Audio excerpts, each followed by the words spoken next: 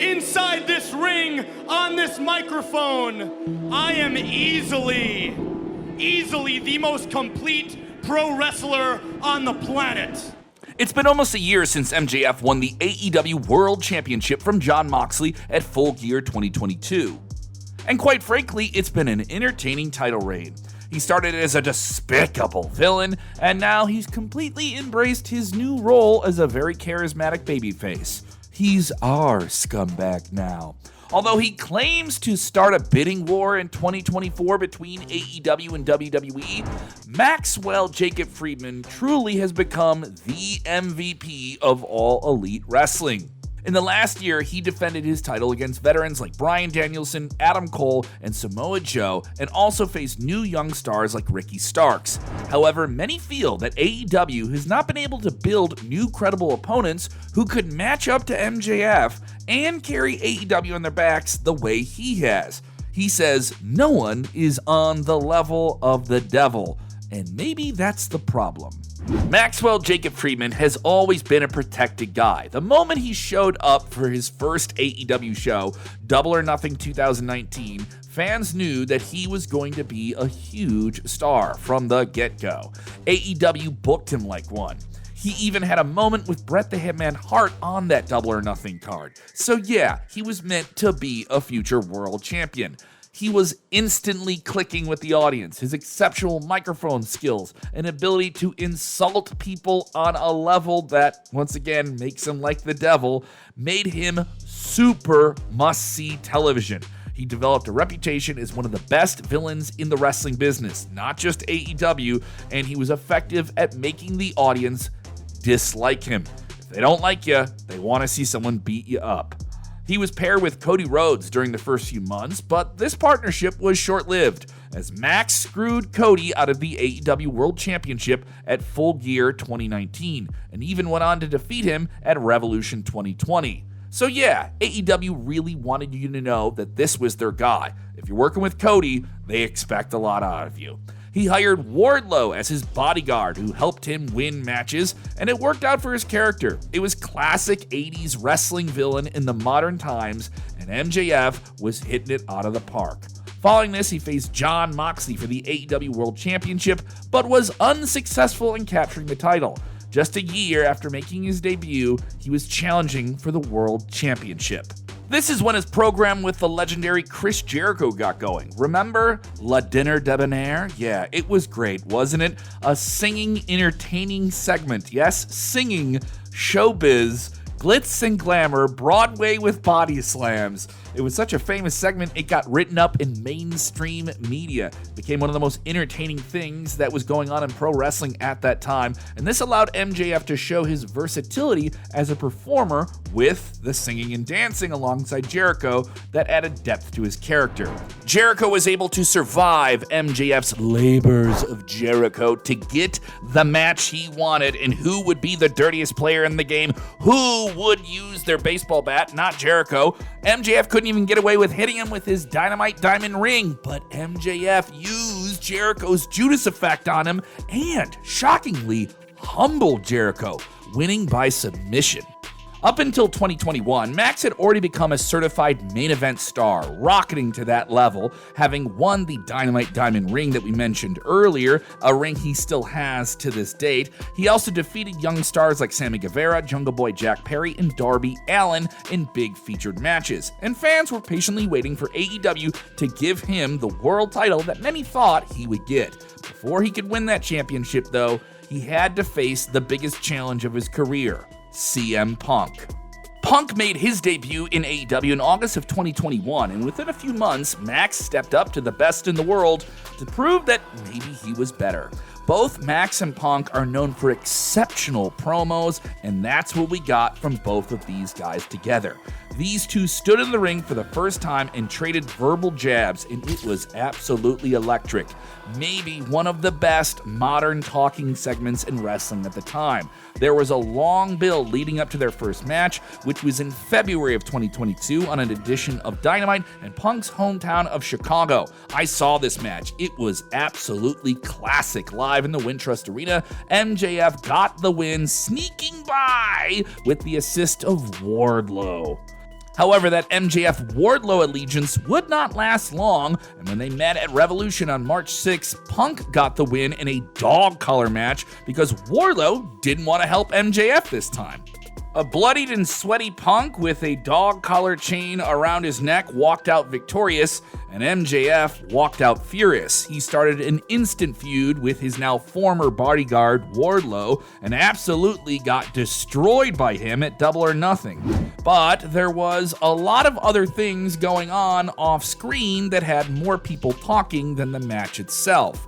Wardlow may have wanted to be the man of the night, but the man of the weekend in Las Vegas for Double or Nothing was MJF, because he left fans speculating about his future. There were reports that he wasn't happy with his contract. He was performing as big as other people in the company, wanted a raise, and he eventually got it. But that didn't mean before then that he wasn't so upset that he didn't want to appear as scheduled and advertised at an AEW Fan Fest in Las Vegas for fans that traveled into the show that weekend, leaving fans speculating about what would happen. Would he even show up? But he did, and he put Wardlow over. The next week on AEW Dynamite, Max came out and delivered a scathing promo. He verbally destroyed AEW president and owner Tony Khan, calling him a f***ing mark. That's the boss. The billion-dollar boss of your company, the guy who signs your checks. You're willing to take those digs at him? You're bound for something, or you got a whole big set on you. That was AEW's version of a pipe bomb, and it wasn't CM Punk delivering it. No, it was MJF. And fans kind of knew this was a storyline thing. Following this, MJF was gone from the company for a couple of months. Around this time, Max's former rival, CM Punk, was crowned the AEW World Champion. Initially, the reported plan was for MJF to be the man to come back and dethrone Punk. At All Out 2022, MJF made his big return under a mask with the help of the Firm faction to win the Casino ladder match. And the big reveal that he was the Masked Devil Man at the end of the show didn't mean anything, because no one was talking about that when the show was over. That's because of the controversial all-out media scrum where CM Punk went on a verbal shooting tirade against AEW, its executive vice presidents, Kenny Omega and the Young Bucks. There was a fight backstage that ensued. Punk got injured in the match that night with Jon Moxley, where he won the world title. He was injured. He was also suspended. The consequences of this were that he had to be stripped of the AEW world title. And MJF was not going to get that big world title match with CM Punk. Jon Moxley stepped up to become the new champion, the interim champion. Mox had already defeated MJF for the AEW World title in 2020, but this was a different time. MJF was ready to be the top star around this time. MJF started getting full fan support. His transformation into a fan favorite and a full-fledged babyface is still iffy. He still has his edges, but he finds a way to get the audience to react to everything else he's doing. And it was solidified in an unforgettable promo with Mox's mentor, William Regal, which turned him into the audience full-fledged babyface favorite. However, he was still the salt of the earth who insulted the audience at every chance he got. At Full Gear 2022, Max faced Mox for the AEW World title. Fans expected MJF to win the title here, but the way he won it really shocked some fans. William Regal, the man who was instrumental in Mox's career, screwed him and helped MJF win the title. We all thought that MJF would use some nefarious cheating ways to do that. And just like that, MJF was a full-blown villain again. It was a controversial decision, as AEW could have used the opportunity to turn him into one of the biggest heroes in modern wrestling. But you can't deny the villainy heat that's there. You can't deny the snarling devil that MJF can be, and that's what he was when he became the world champion. The next time we saw him on AEW Dynamite, he dropped William Regal like a bad habit, which was William Regal's final appearance in AEW. Yeah, never trust the devil, right? And that's how he started his title reign. His first challenger was Ricky Starks, a young, up-and-coming star who, like MJF, proved himself on the microphone and was ready for that next level. He absolutely embarrassed Max in a promo battle. No one except CM Punk had done that in AEW, was able to outmatch Max on the microphone. But Starks did it, which told fans he could be one to carry the company on his back alongside MJF. Obviously, it wasn't time for Starks to win the title, and Max was able to once again sneak by a really tough challenge, but he moved on to maybe an even tougher challenge, the best technical wrestler in the world, Bryan Danielson. Max also defeated the American Dragon in a 5-star, well-received 60-minute Iron Man match classic at Revolution 2023, maybe the best match of his career. Following this, it proved that he wasn't just a guy on the microphone who could have some good matches, but he's a guy on the microphone who can have some great matches. As MJF was weaving his way through Jungle Jack Perry, Sammy Guevara, Darby Allin, Hiroshi Tanahashi, Ethan Page, and Samoa Joe, he developed a friendship with a recently acquired big name in AEW, Adam Cole, baby, and eventually became a fan favorite together, for which the fans have been clamoring to see for months. Many feel that he should have been a good guy when he started his world title reign, but hey, me on the other hand, I get it. Come on, you gotta chase the bad guy with the belt. Regardless of that, it has been established that he is one of the most protected guys in AEW. Yeah, he's a world champion, and has made it clear that he is the man to beat. But there is a big question. Who should be the one to beat him? Because let's face it, they haven't really built up any stars that seem like they have that momentum to take the big gold burgundy belt from his waist. Of course, the safe route is just to have established names like Moxley, Kenny Omega, Hangman Page, Jericho, Bryan Danielson, or maybe even Adam Copeland, you know him as Edge, have him come over and take the title. And while it could work, staying safe is not the way to go. Having an established name or a former WWE superstar win the AEW championship itself isn't what the company needs. They need some new stars. They need this belt change to make the person who makes that change. And it should be someone who is taken up to MJF's level. Get level with the devil, and the first name that comes to mind is Ricky Starks. MJF's feud with Ricky was short, but it was eccentric and showed what both men can do, and they can revisit it anytime they want now with their roles reversed, MJF being someone who's cheered and Ricky Starks being someone who's booed. But let's ask ourselves, is Starks ready for the world title? Yes, AEW can build a few months around him being a threat to Max's title reign, and given the fact that Starks is a villain here, it makes a lot of sense. The character change would work, but the company had an opportunity to build him into a legit star after his feud with Max earlier this year. But instead, he had a repetitive feud with Chris Jericho, which was interesting, and got destroyed by Bryan Danielson, and he's not popular right now. He's not as popular as MJF. And it just doesn't feel like the right time. Sorry, Ricky. Darby Allin is another man who can defeat MJF, but his push in AEW has been inconsistent, though his matches have been violently entertaining, and having the icon Sting at his side would be pretty cool. Sting is set to retire in February 2023, and that's going to be something big at Revolution, and maybe Darby's going to be busy with that. MJF has already pinned him earlier this year at the Double or Nothing event, and it looks like AEW has no intentions of maybe putting him back in the world title scene anytime soon, now that he's busy, contending with Nick Wayne and Christian Cage. Same as Sammy Guevara, whose feud with Chris Jericho is another one that's going to keep him away from the world title. Another young star who has been pushed by AEW is Jungle Jack Perry, who's suspended right now for that whole thing at AEW All In with CM Punk in London, and it's unlikely he's going to come right back and be in the world title scene. MJF will defend his world title against Jay White, a real challenger from New Japan Pro Wrestling who has joined the AEW ranks at the upcoming Full Gear event. And while Jay has made a name for himself in the Tokyo Dome and being considered one of the most critically acclaimed wrestlers, he's relatively new for the AEW fanbase. And many people are doubting that Jay White is going to be so sweet, maybe even too sweet, to take the title from MJF at Full Gear. Yeah, sorry Bullet Club fans, it doesn't feel like the title switch blade is going to be turned on. But what about the man that made MJF into a babyface? What about the guy that made MJF embrace the fans and become our scumbag?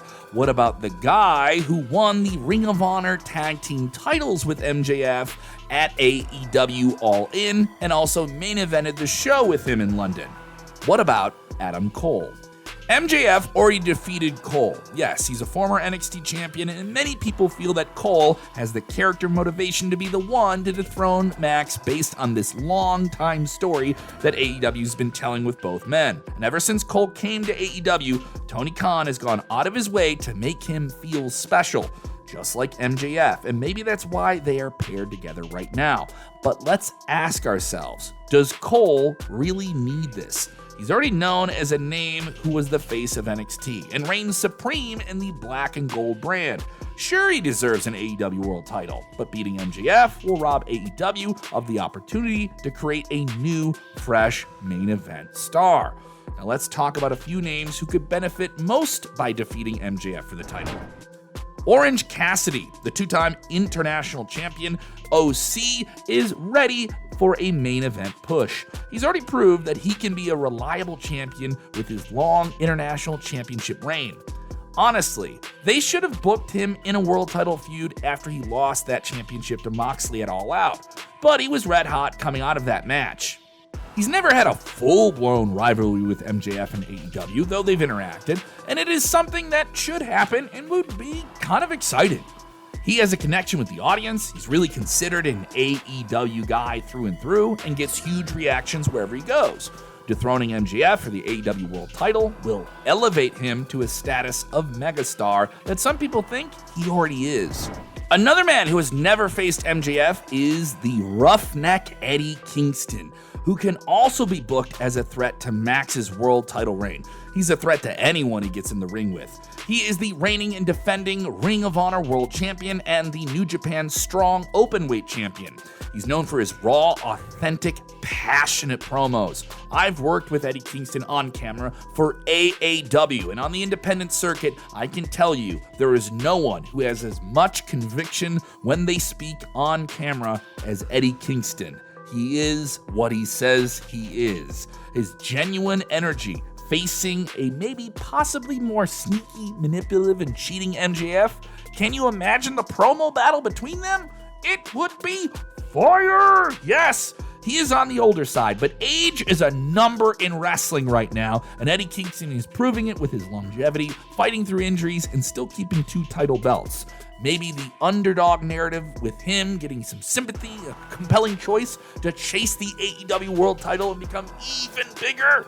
That would be something that fans could sink their teeth into. And a win over MJF for the AEW World title could definitely prove a fresh and exciting direction for the main event scene. But another great choice to dethrone MJF is someone who has motivation to do it. His former bodyguard, yes, the man who writes symphonies with power bombs, Wardlow. Despite having a win over Max, Wardlow has not been able to keep that momentum going and get to the upper level above where he is. He did win the TNT Championship a few times, but that's about it when it comes to his success in AEW. The story of Wardlow breaking away from MJF was a really exciting one, and some people thought it would really make him into an even bigger star coming out of Double or Nothing 2022. But slowly, his stock just kind of diminished. He was one of those guys that sort of got lost in the shuffle, even with the TNT title wins. However, if he comes after MJF now for that title, it could push him to another level, and he has the motivation to do it. He recently returned with MJF's name written on his wristband, which indicates that AEW could be going in that direction. Yeah, seems like it. But it's unclear if he would be the one to take Max away from the title. AEW has been praised for promoting and developing fresh young talent.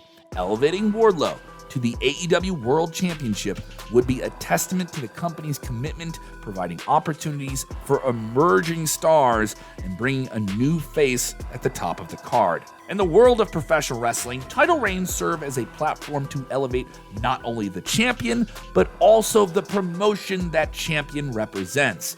MJF's reign has at times fallen a little bit short in creating new stars, but it hasn't fallen short in creating compelling matches and storylines. And Tony Khan needs to build up fresh, new, reliable, believable challengers to Max right now, or else AEW might have the similar situation as WWE has with Roman Reigns. Now, MJF is not a tribal chief, and he doesn't need to be, and holding the AEW World title for 1,000 days doesn't make sense for him or AEW if none of the challengers are people you believe can take the title. Something to think about. And also, it would be interesting to see how this plays into that whole bidding war of 2024. Yeah, imagine MJF walking out of AEW with the world title. Yeah, some people would be freaking out in Jacksonville about that. Get into the comments below. Who do you think should take the AEW world title off of MJF? Or should he keep it and reign on? Watch more videos from Sportskeeda Wrestling just like this.